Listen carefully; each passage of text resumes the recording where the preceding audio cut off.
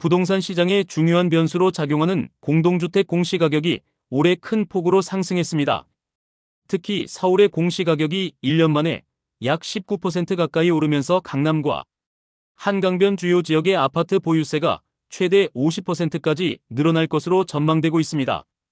이에 따라 다주택자들의 매물 증가와 시장 변화 가능성에도 관심이 집중되고 있습니다.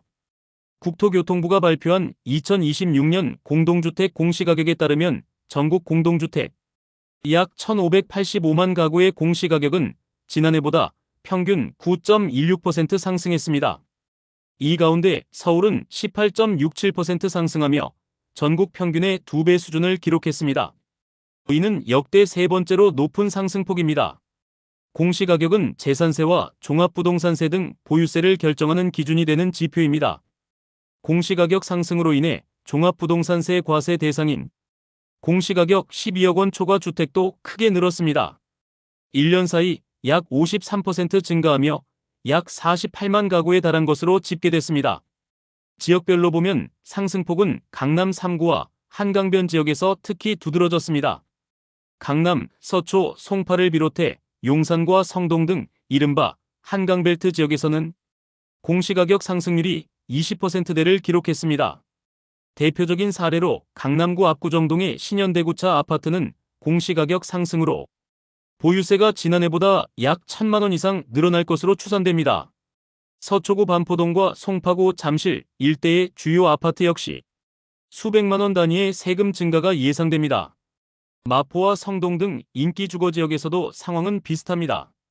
마포구의 대표 단지인 마포레미안 푸르지오의 경우 공시가격이 크게 오르면서 보유세가 약 50% 이상 늘어날 수 있다는 전망이 나오고 있습니다. 세 부담이 커지면서 서울 주택시장에서는 매물도 빠르게 늘고 있습니다. 부동산 데이터에 따르면 서울 아파트 매물은 올해 초 이후 약 30% 가까이 증가했습니다.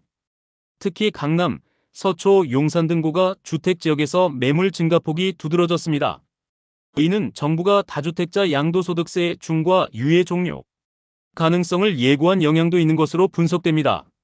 장기간 보유해온 다주택자들이 세금 부담이 커지기 전에 매도에 나서는 사례가 늘고 있다는 설명입니다. 공시가격 상승은 다주택자뿐 아니라 고령의 1주택자에게도 부담으로 작용하고 있습니다. 오랫동안 거주해온 집의 가격이 상승하면서 자산 가치는 늘었지만 현금 소득이 많지 않은 고령층의 경우 세금을 감당하기 어려워질 수 있기 때문입니다. 일부 주민들은 투기 목적이 아닌 장기 거주 주택인데도 세 부담이 크게 늘어 사실상 내 집에 월세를 내며 사는 것 같다는 불만을 토로하기도 했습니다. 전문가들은 올해 하반기 발표될 세제 개편안이 부동산 시장의 중요한 분수령이 될 것으로 보고 있습니다. 정부가 공시가격 현실화율을 높이거나 종합부동산세 과세 기준을 조정할 경우 보유세 부담이 더 커질 가능성이 있기 때문입니다. 이 때문에 앞으로 시장에서는 다주택자의 매도 움직임이 계속될 가능성이 있는 반면 주택자들은 세금을 감내하며 버티기에 나설 가능성도 제기되고 있습니다.